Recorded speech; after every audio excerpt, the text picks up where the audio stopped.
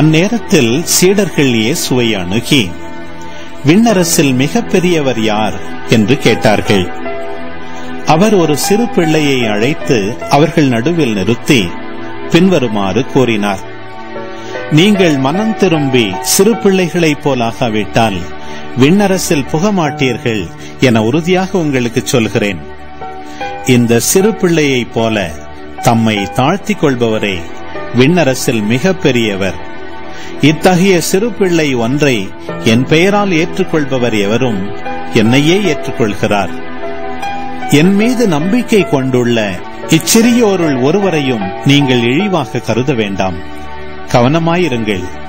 இவர்களுடைய வான தூதர்கள் என் விண்ணக தந்தையின் திருமுன் எப்பொழுதும் இருக்கின்றார்கள் என நான் உங்களுக்கு சொல்லுகிறேன். ஏனெனில் மானிட மகன் நெறி தவறியோரை மீட்கவே வந்தார்.